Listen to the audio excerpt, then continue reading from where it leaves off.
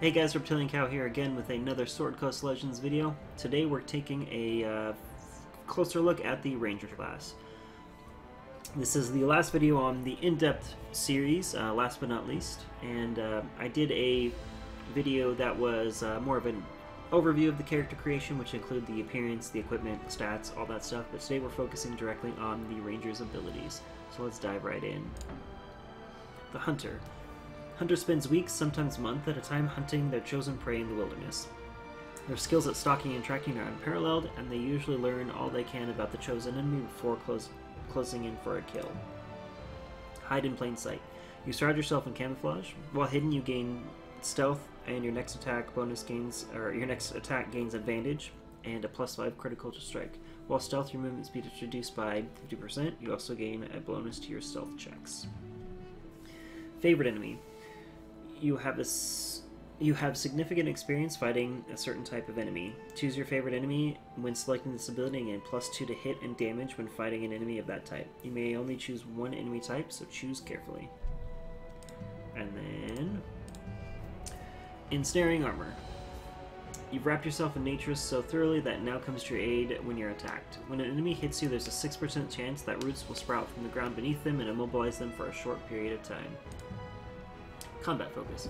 Your weapons have become an extension of your will, and are so adept at using them you get an extra attack for each rank of this ability. So, regardless of what you're doing as a ranger, I highly recommend combat focus. These are so valuable for doing so much damage, so every opportunity, level this stuff up, because it's definitely worth it. And then at the end of your favorite enemy, you've got Foe Slayer. Constant skirmishes and study of your favorite enemy have made you an expert hunter of their kind. You can now add your wisdom modifier to any damage you deal against targets of that type. The Beastmaster, everybody's favorite. Beastmasters are those rangers who have truly become one with nature, forming a bond between civilization and the wild. Beastmasters call animal companions to their aid in battle, not as servants, but as comrades with common goals. Longstrider. Never a stranger to movement, you gain 20% movement speed, and this goes up to 40%, which also counteracts the negative you get for stealth, so you can pretty much run at normal speed, if not faster, while you're stealthed.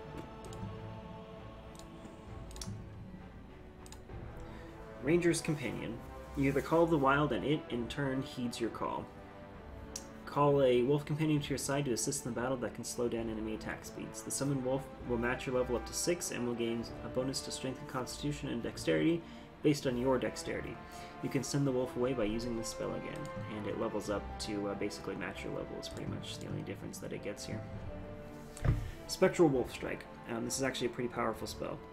You summon a spirit wolf, so the spirit of wolf to pounce upon an enemy. The target must make a wisdom saving throw or take psychic damage. If the target makes a save, only takes half damage. Bear Trap.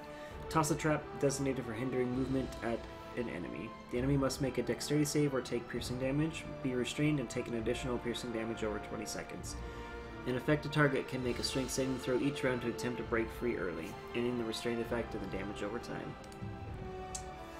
Spikes of the Manticore. You hurl a cluster of spikes tipped with the poison from the Manticore stinger, triggered to shatter on impact and explode outward.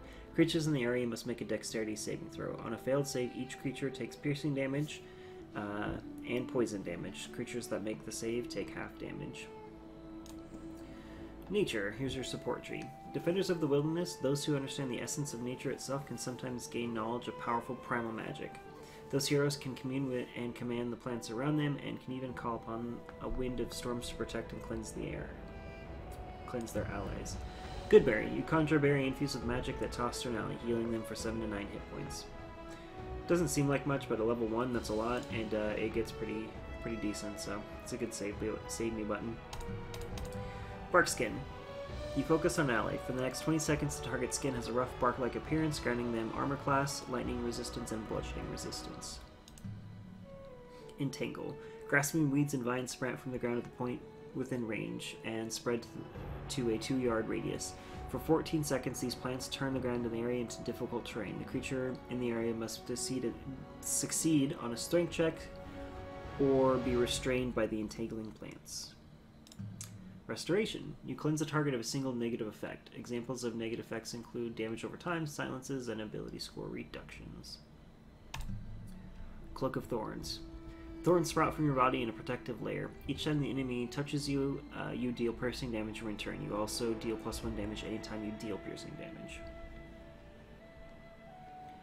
And then finally, Wind Wall. A wall of strong wind rises from the ground, swirling around you and out to a range of 2 yards and following you as you move. The wall lasts 20 seconds. Any creature within the area, other than the caster, must make a strength saving throw. A creature takes bludgeoning damage on a failed save or half as much on a successful one. The strong wind causes arrows, bolts, and other ordinary projectiles launched at the ally behind the wall to deflect upwards and automatically miss. Warden. Combining nature, magic, and archery, wardens possess the ability to unleash a variety of magically infused trick shots upon their foes. Shooting with supernatural speed and agility, they can fire lightning bolts from their bows, rain thorns upon their enemies, and pierce right through even the toughest armors. Hail of Thorns. Magic thorns sprout from your hands and launch themselves at your enemies. Each enemy within a 60-degree, 18-yard long cone must make a dexterity saving throw.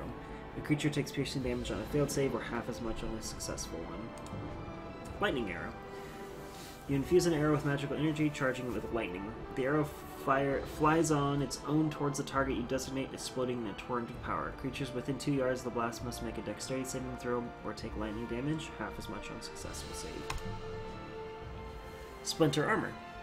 You are brilliant when it comes to finding chinks in the foe's armor and exploiting them. On hit, you deal piercing damage and the target suffers a negative penalty to AC for 15 seconds. Swift Quiver. You transmute your quiver so that it enhances all your ammunition, causing your action speed to increase by 75% for 8 seconds. And this is super good, because 150% action speed firing arrows is kind of deadly. And then we've got Conjure Volley. Select a point or target in range. 50 arrows fall in the volley from above and burst in a magical explosion on impact. Each creature within a 4-yard radius of the impact point must make a dexterity saving throw. The creature takes piercing damage on a failed save. Is that per arrow? Because 2 damage per arrow would be nice. I don't know. 2-weapon fighting for all you Drizzt clones out there. 2-weapon fighting, or dual wielding, implies the use of weapon in each hand. This style of combat allows you to rain blows upon your enemies, riposting and whirling across the battlefield in a dizzying ballet of death. Starting off, we have Whirlwind Attack. You spin, swinging your weapon at every foe within 4 yards. You make a melee attack on each affected enemy, dealing piercing damage. This attack is so furious that even if you miss, it still hits for partial damage. Riposte. Your sense of height during the heat of battle, while focused, you have a 50% chance to parry an attack that would otherwise hit you. When you parry, you also perform a counterattack dealing 1 to 9 piercing damage. This effect lasts 12 seconds. Crimson Edge.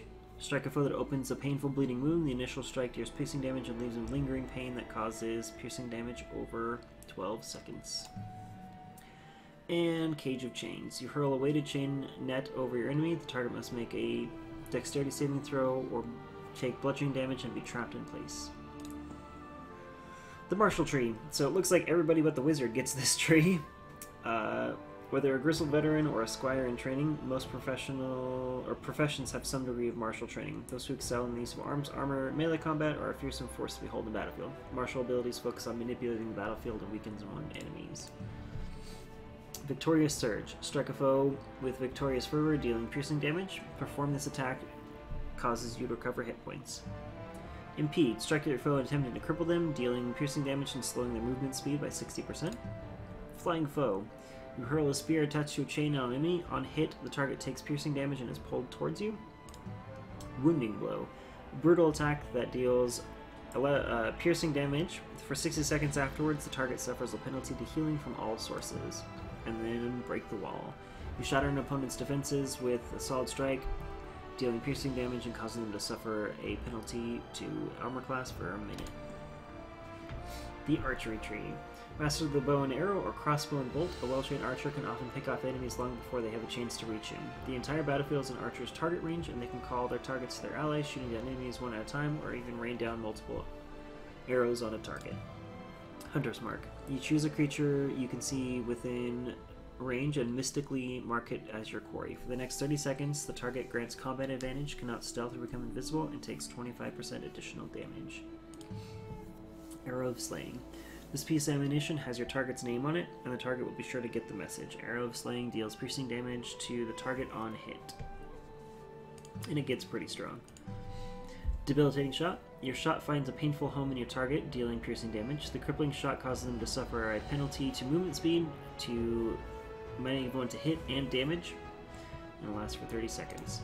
And then Split Shot. You masterfully fire several pieces of ammunition at the same time, hitting at a 45-degree angle wide within 18 yards.